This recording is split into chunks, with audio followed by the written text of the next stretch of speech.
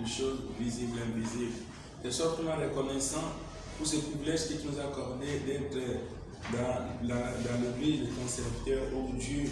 Oh Seigneur, nous puissions continuer dans la pensée que nous avons eue. Oh Seigneur, tu puisses nourrir tes serviteurs et le restaurer encore davantage. Bénis, oh Dieu, ton serviteur qui va prendre la parole, qui nous parle directement de ta part. Oh Dieu, afin que cela puisse nous édifier, bénis chacun de nous pour les services qu'il a fait d'être ici. Et qu'il ne retourne pas tel qu'il est venu, mais qu'il puisse porter quelque chose de spécial. Nous, quand tu le feras, parce que tu es fidèle, nous quittons tout esprit contraire. Au nom de Jésus, qui s'en fait que le Saint-Esprit prenne le contrôle, pour que le reste de la gloire te revienne. Car ainsi, nous te l'avons demandé dans le nom puissant de merveille notre Sauveur, Jésus Nazareth. Amen. Amen. Amen, amen. Que le Seigneur soit béni. Le Seigneur soit glorifié. En tout cas, nous n'allons pas abuser de votre temps parce que juste, on a prévu 2 heures dans notre forum, mais notre heure de finale ou notre temps final, c'est à midi. Donc, même si au début c'est un peu difficile que nous commençons à 10h, parce qu'on prévoyait des temps peut-être de recueillement de prières avant de commencer. Mais à midi, on va libérer tout le monde compte tenu les hommes de Dieu ont leurs occupations aussi. On ne va pas les garder pendant longtemps. La session passée, il y a 2 précédentes sessions, nous avons parlé sur l'approche de la parole prophétique et on a commencé sur la nouvelle saison, nouvelle base, ou bien nouvelle saison, nouveau principe. Et c'est avec ça qu'on va continuer en ajoutant un élément parce qu'on doit toujours quitter d'une saison à une autre. Et l'élément qu'on va ajouter aujourd'hui, c'est la transition à une nouvelle saison. Amen. La transition à une nouvelle saison. La période de la transition, c'est une période qui nous sépare d'une saison ancienne à une nouvelle saison qui arrive. C'est une saison pour Dieu et pour nous une saison préparatoire. Nous nous préparons pour entrer à une nouvelle saison. Et c'est comme ça que aussi le Seigneur agit. Vous voyez maintenant chez nous, nous qui avons des climats tropicaux chez nous ici, bientôt on va aller à la saison sèche. Nous ressentons déjà la température, l'atmosphère, les chaud, comme si déjà naturellement Dieu nous prépare à entrer dans une nouvelle saison. C'est que pendant ces temps-là, ça a toujours été des moments peut-être compliqués. Mais nous devons aussi les apprendre prophétiquement comment on peut passer d'une saison à une autre. Amen. C'est très important.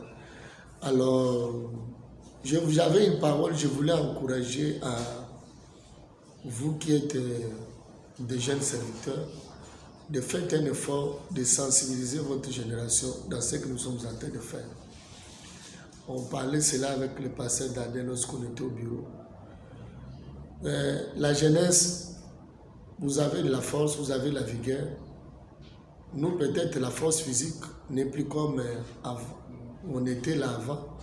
Mais les choses que nous vous donnons aujourd'hui vont vous servir de grands repères, orientations pour vous. Donc, sensibilisez-vous tel que vous êtes. Je ne suis pas là pour faire de ça aussi trop de bruit. Mais dans ma prière, j'ai pris que Dieu envoie des hommes, des serviteurs qui ne viennent pas seulement pour venir, mais qui seront utiles à Dieu par rapport à ce que le Seigneur a mis dans nos cœurs. Amen, amen. Qui vont comprendre cela et qui vont le mettre en pratique pour que nous voyons un peu un nouveau vent venir à l'église. Un nouveau vent venir à l'église. Alors, pour ne pas faire trop de commentaires, j'entre dans ma pensée d'aujourd'hui en faisant un petit rappel de ce que nous avons parlé la fois passée. Nous avons défini la saison. La saison, qu'est-ce qu'une saison? Sur le plan géographique, nous avons vu que c'est caractérisé par rapport au climat, différents climats. Comme Dieu avait dit à Noé, après que Noé ait bâti son autel et offert à Dieu les animaux purs. Cette bonne odeur qui est montée vers le Seigneur a dit qu'il y aura toujours le temps de la semence et le temps de la moisson, le chaud et le froid. Naturellement, Dieu avait parlé à Noé en ce qui concerne le climat. Et nous avons aussi vu la saison sur le plan historique.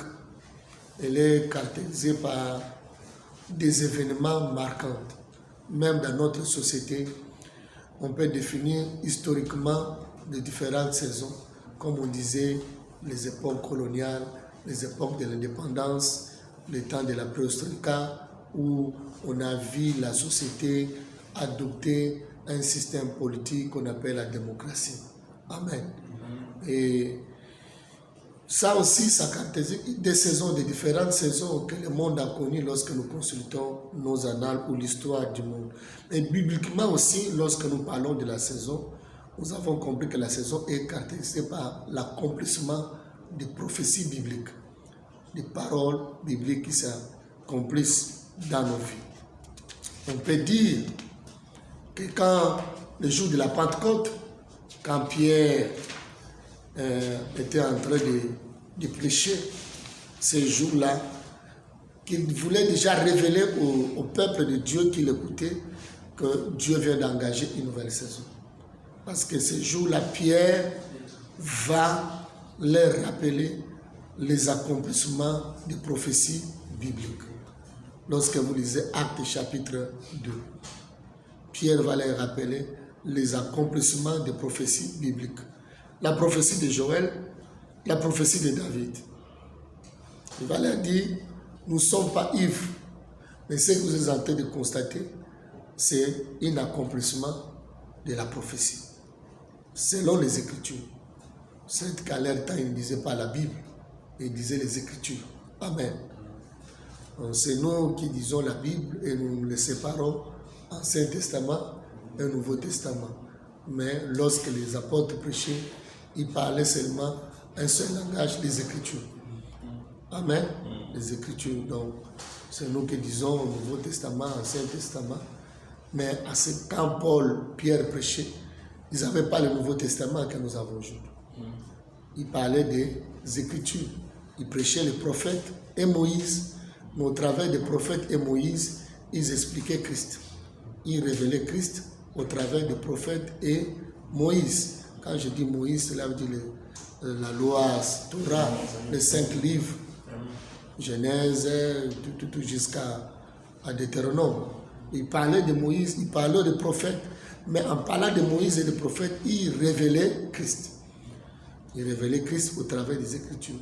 Alors, le jour de la Pentecôte, qu'est-ce qui va se passer? Pierre a pris les Écritures pour leur démontrer qu'il vient de se passer l'accomplissement des prophéties bibliques. Les choses qu'on attendait, ces choses viennent de s'accomplir. Joël a dit, David a dit qu'il ne connaîtra pas la corruption. Cela veut dire que son corps ne restera pas dans la tombe. Mais nous connaissons tous la tombe de David. David étant un prophète, il ne parlait pas de lui-même, mais il parlait de sa postérité Christ. Amen, amen. Donc, il y a eu l'accomplissement de la parole prophétique. Et cet accomplissement a engagé, déclenché une nouvelle saison. Et les gens devaient comprendre que Dieu vient d'engager une nouvelle saison. Donc, il est très important de comprendre cela. Très important de comprendre cela. Lorsque Jésus entre dans la synagogue, il prend le rouleau, toujours les Écritures, il ouvre dans Isaïe 61, il commence à faire la lecture, il dit, l'Esprit du Seigneur est sur moi, il m'a oint pour annoncer la bonne nouvelle aux pauvres, donner le recouvrement des vieux aux aveugles, guérir ceux qui ont le cœur brisé, délivrer les captifs, libérer les opprimés, proclamer une année nouvelle de la grâce du Seigneur. Et il se limite là. Il n'est pas allé loin pour dire l'année de jugement ou de la vengeance de Dieu. Non, il s'est limité là-bas. Et à la fin de sa lecture, il va dire, cette parole de l'Écriture que je viens de lire s'est accomplie maintenant. Amen. Pour dire que non, maintenant là, Dieu vient de déclencher une nouvelle saison. Amen. C'est ainsi, lorsque nous avons un œil sur la parole prophétique, les Écritures, et nous avons l'autre œil sur la nature, le monde, la société humaine, nous pouvons étudier, savoir à quelle saison sommes-nous. Amen. Parce que nous voyons, d'un côté, lorsqu'on lit, on a la connaissance de la prophétie, mais l'autre, dans le milieu qu'on vit, on voit l'accomplissement de cette parole prophétique. On peut dire, ah, nous sommes arrivés dans une nouvelle saison. Amen, amen. N'oubliez pas, je vous ai dit que la parole prophétique couvre l'espace et couvre le temps. Couvre l'espace, les milieux dans lesquels nous vivons, la société humaine. Et le temps que Dieu a fixé aux hommes. Amen. Le temps que Dieu a fixé aux hommes. La parole prophétique couvre cela. Donc, je pense que nos sessions ont été enregistrées. Et il est seulement question, comme on se disait, peut-être le samedi 8, que nous puissions accepter de mettre notre groupe à nous et nos sessions, tout ce qu'on avait enregistré, passeront là-bas. Quelqu'un pourrait encore auditionner. Ainsi, nous aurons une suite logique. Nous comprendrons pourquoi on a commencé là-bas et pourquoi on avance. Amen, amen. Donc, ça va faciliter, et moi et les orateurs qui viendront à la longue, quand ils vont commencer à parler sur certaines prophéties bibliques, on peut savoir si cela c'est déjà accompli.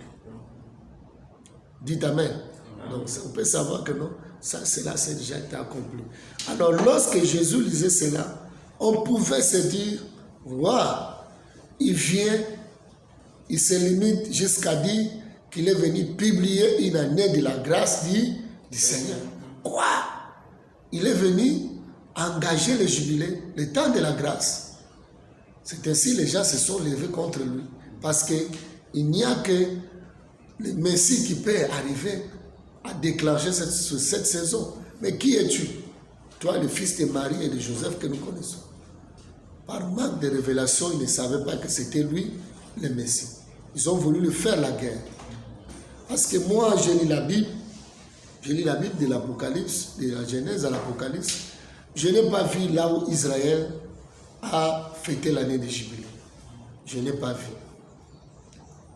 Il fêtait la Pâque, fêtait la Pentecôte, fêtait la fête des tentes ou la fête des tabernacles, fête des Kippur, mais il ne fêtait pas l'année de Jubilé. Je lis la Bible, je n'ai pas vu que maintenant là, dans tel livre, Israël fêtait l'année de Jubilé. C'est 50e année arrivée, mais qu'est-ce qui s'est passé? Qui devait sonner la trompette? La trompette n'était pas sonnée pour dire que les esclaves sont libres, leurs domaines sont libérés, que c'est là. Mais lui, quand il vient, il dit que non.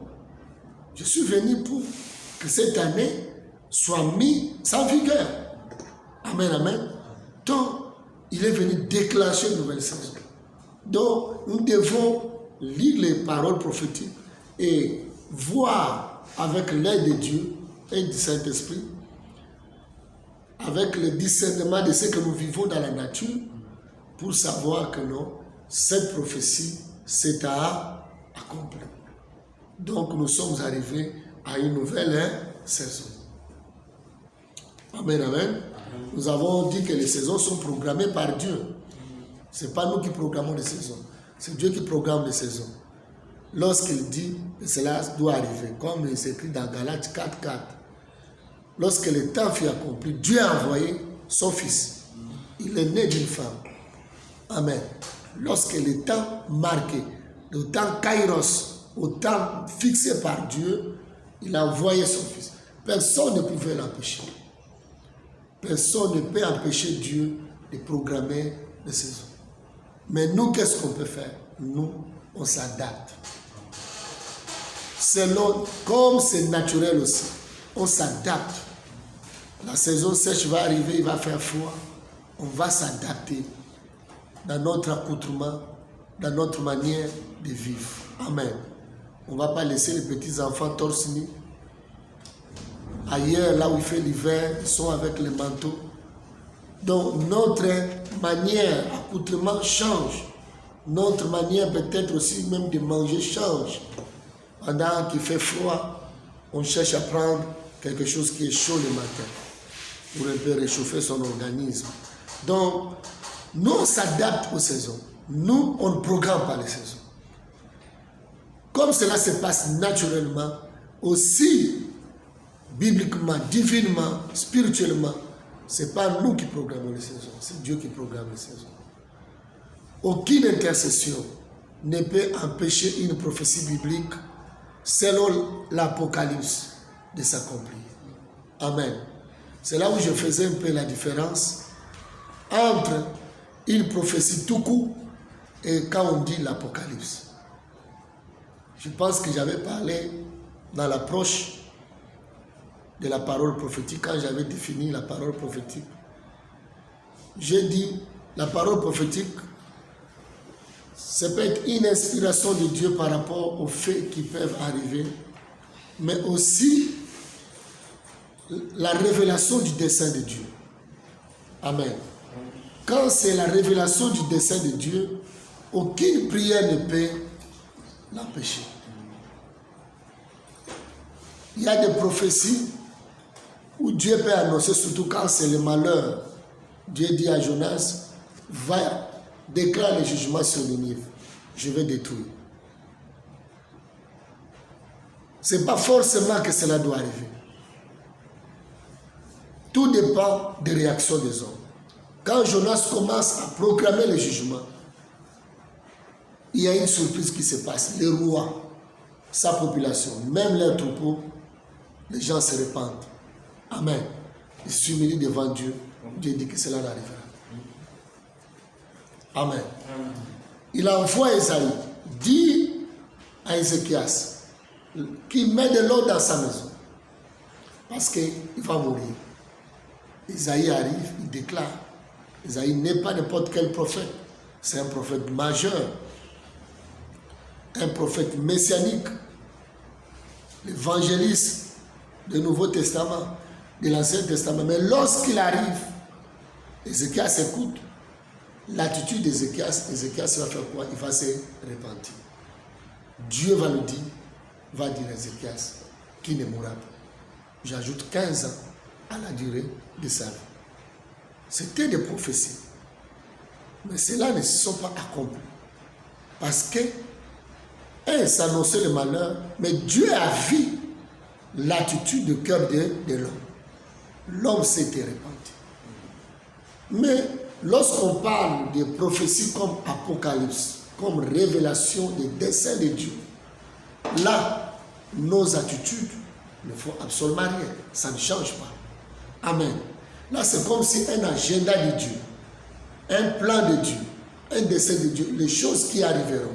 Comme il dit dans Jean, à Apocalypse 4, il dit, monte, je te ferai voir les choses qui arriveront dans la suite du temps. Là, c'est arrêté. Amen. Ça va arriver. Ça va arriver. Aucune prière, même pas nos attitudes, ne peuvent empêcher cela.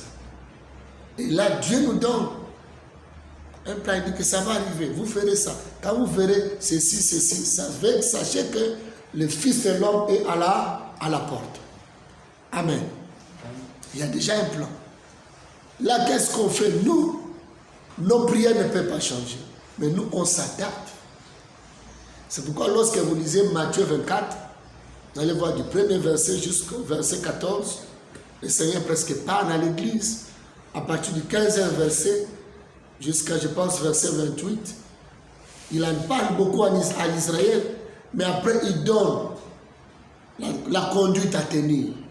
Amen. Il donne la conduite à tenir.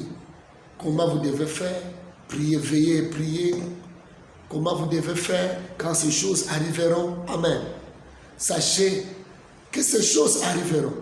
Mais je vous donne aussi une conduite à tenir. Amen, amen. Pour vous adapter à ce moment-là. Que personne ne vous décourage. Que personne ne vous séduise. Donc ne vous laissez pas séduire. Ne vous laissez pas décourager. Mais demeurez dans la prière. Veillez en tout temps. Priez afin que vous ayez de la force. Afin d'échapper à toutes ces choses. Donc, quand cet apocalypse s'accomplisse, ou la révélation du dessein de Dieu s'accomplisse, nous nous efforçons pas pour empêcher cela, mais nous nous adaptons. Comme il a dit, à l'avènement du Fils de l'homme, ce qui était au temps de Noé arrivera de même à l'avènement du Fils de l'homme. Il a donné sa parole, qui est une prophétie. Nous la lisons. Mais lorsque nous voyons la société se comporter comme Sodome et Gomorrhe, se comporter comme au temps de Noé, nous devons nous dire, ah, les prophéties bibliques sont en train de s'accomplir. Ça, c'est l'Apocalypse. Amen. Ça, c'est la révélation du dessein de Dieu. On ne peut pas changer cela. Qu'est-ce qu'on doit faire? Nous devons revoir notre manière de vivre. Amen. Parce qu'on doit s'adapter à cette saison. On se prépare par rapport à son avènement. On se remet en question. Chacun de nous revoit ses voies, revoit sa manière de marcher avec le Seigneur, parce qu'on se dit, le temps du jugement approche. Amen, amen. Le temps du jugement approche. À chaque fois qu'un temps de jugement approche, le Seigneur a l'habitude d'appeler son peuple comme si dans une retraite pour se préparer, afin que ce temps de jugement n'arrive pas à toucher son peuple. Alléluia. Il nous appelle comme si à une retraite, retirez-vous un peu, préparez-vous. Voyez quand Jean dit l'agneau de Dieu qui ôte le péché du monde. Il dit l'agneau de Dieu. Ça, c'est un aspect. Mais lorsqu'il dit encore qu'il ôte le péché du monde, c'est un autre aspect. Israël avait la notion de l'agneau de Dieu. Avait aussi la notion de la bête qui porte les péchés. Alors quand Jean va leur dire l'agneau de Dieu qui ôte le péché du monde, l'agneau de Dieu nous connaissons, c'est l'agneau qui est mis à part, l'agneau pascal, qu'on donne à Dieu comme sacrifice. Mais quand tu nous dis qu'il ôte le péché du monde, la pensée ôter le péché du monde veut dire celui qui porte, qui accepte de prendre la charge de nos péchés. Ça, c'est la pensée qui était liée au bouc émissaire. Le bouc sur lequel les sacrificateurs faisaient un sacrifice annuel en faveur du peuple. Amen. En faveur du peuple. Et il imposait les mains. Lorsqu'on imposait les mains sur cette bête, on faisait comme transfert du péché du peuple sur ce bouc. Amen. Faisait le péché, on transférait ses péchés. Parce qu'on s'est dit, le jugement de Dieu est en train de venir. Mais pour que nous ne puissions pas tomber sur le jugement de Dieu, il faut que nous nous préparions. Amen. Que nos péchés ne soient pas sur nous, mais que nos péchés soient transférés sur ce bouc émissaire. Et qu'on libère dans le désert, plus loin, pour dire que non, il a emporté les péchés. Amen. Donc il y avait la fête de Pâques, il y avait la fête de Kippour qui étaient séparées. La fête de Pâques, premier mois, la fête de Kippour, pour ôter les péchés du peuple, pour demander le pardon du peuple, était au 7e mois. Mais quand Jean va dire l'agneau de Dieu qui ôte le péché du monde, il parle à la fois Jésus-Christ comme l'agneau pascal qui est donné à notre place, mais aussi comme bouc émisseur qui porte nos péchés. Amen. Pour les expier. Et lorsqu'on fêtait cette fête, on s'est préparé pour la fête de Kippour. Que faisait Israël? Pendant 10 jours, les gens se préparaient. Parce qu'ils savaient, à bientôt le jugement de Dieu va venir. Amen. Il faut qu'on se prépare. Les gens se réconcilient. les gens souhaitaient aux autres vraiment la faveur de Dieu. Parce que le jugement de Dieu va venir. Pour eux, dans leur tradition, il était question, pendant ces 10 jours, on se prépare. C'est là que Dieu va trouver bon dans leur état du cœur. Leurs noms resteront inscrits dans le livre de vie. Mais c'est là que Dieu ne trouverait pas bon. Leurs noms seront retranchés de livre de vie. Alors, il faut qu'on se concentre. Il faut qu'on soit prêt. Il faut qu'on soit en harmonie. Amen. Il s'est préparé. Il savait que non, le temps de jugement arrive. Il faut qu'on se prépare. Il faut qu'on se prépare. Et c'est comme ça qu'il passait ce temps. Passait ce temps. Et le 14e jour du 7e mois, le souverain sacrificateur entrait dans les lieux très saints pour offrir les sacrifices. Il prenait le sang, il entrait avec. Et ce souverain sacrificateur entrait avec sa tunique. Enfin, il rentrait dans les lieux très saints. Il l'offrait. Il répandait le sang sur le couvercle de l'arche de l'Alliance. Tout le peuple était dehors. Priait aussi. Mais en attendant que Dieu agrée les prières des souverains sacrificateurs pour qu'ils soient certifiés que les péchés sont pardonnés, expiés. Alors, le peuple gardait son souffle. Est-ce que Dieu nous a agréés? Bien aimés, c'est presque ce même moment que nous sommes en train de passer. Nous devons rester comme Israël qui est là dans ces 10 jours de préparation pour le Kippour. En se sanctifiant, en se purifiant. Amen. Parce que nous savons que le jugement de Dieu va passer bientôt. Amen. Le jugement de Dieu va passer. Qu'on le veuille ou pas, le jugement de Dieu va passer. Il a prévu que ce jugement passerait. Mais nous, on se prépare. On se sanctifie. Donc les gens étaient dans leur main. Pendant 10 jours, ils se préparaient. Chacun souhaitait à son frère. Oh, je te souhaite de bonnes choses. Que ton nom reste dans le livre de vie. Que ton nom ne soit pas effacé. Amen, amen. Ton nom ne soit pas effacé. Bon, peut-être prochainement, on commentera cela. Si Dieu permet un jour qu'on puisse parler des différentes fêtes prophétiques. Amen. Seulement pour vous dire que non, nous passons un temps où nous pressentons que le monde dans lequel nous vivons est sous la menace d'un jugement. Amen. Et que devons-nous faire? Nous nous retirons, nous pensons à l'agneau de Dieu qui a été immolé pour nous et qui a porté nos péchés. Et nous restons à nous sanctifier, à nous gardant purs, pour que lorsque le Seigneur viendra, Amen, Amen, que nous soyons dans sa gloire, que nous ne soyons pas confus. Nous ne retrouvons pas dans la confusion. Ainsi, bien aimé dans le Seigneur, c'est ainsi, Dieu veut que nous puissions nous préparer. Nous préparer. Je vous dis que dans cette saison de ce matin, en parlant de la transition à la nouvelle saison, nous devons savoir comment nous préparer. Qu'on le veuille ou pas, il y a une nouvelle saison qui arrive. Je ne parle pas seulement l'antichrist qui arrive, ces jugements, ces fléaux qui arrivent, non. Je parle que le Seigneur revient bientôt. Amen. Parce que l'épouse est restée à l'attente, non de l'antichrist. Demeure dans l'attente de l'époux. Vous comprenez? Demeure dans l'attente de l'époux. Il y a quelque chose, je vais vous dire. Parler plus de l'antichrist et de la bête ne prépare pas l'église.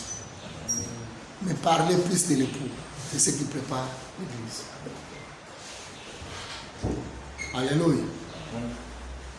On ne se prépare pas à la rencontre de l'époux parce qu'on nous parle du jugement qui arrive, la bête qui arrive, et l'antichrist qui arrive, il va mettre le monde sous sa domination. Mais On est prêt lorsqu'on nous parle plus de l'époux. Amen. Rappelez-vous, on a parlé à Rebecca de la maison d'Abraham, d'Isaac et de la maison d'Abraham. C'est ce qui a motivé Rebecca de partir. Alléluia. Ce qui a motivé Rebecca de partir. Parce qu'on lui a parlé de la maison d'Abraham. On a mené dans la maison de Bethuel des richesses, des différentes richesses de la maison d'Abraham. Par qui? Par Eliezer. Lorsque vous lisez bien Genèse 24, Eliezer s'est déplacé avec des richesses de la maison d'Abraham. Jésus n'attend pas dans sa gloire une épouse qui n'est pas dans l'empressement aussi de les rencontrer. Amen. On ne voit pas dans sa gloire parce qu'on fuit le jugement. On va dans sa gloire parce qu'on sent qu'on a besoin de lui maintenant. On a besoin de vivre avec lui et que son amour nous presse. Amen. Son amour nous presse. L'amour que Rebecca avait pour Isaac est pressé pour aller vers Isaac. Alléluia. C'est très important, bien aimé dans le Seigneur. Alors, la période de la transition, c'est comme cette période transitoire. Dieu est en train de nous préparer, comme il a dit dans Isaïe chapitre 43, versets 18 à 19. Ne considérez plus ce qui est ancien, les événements passés.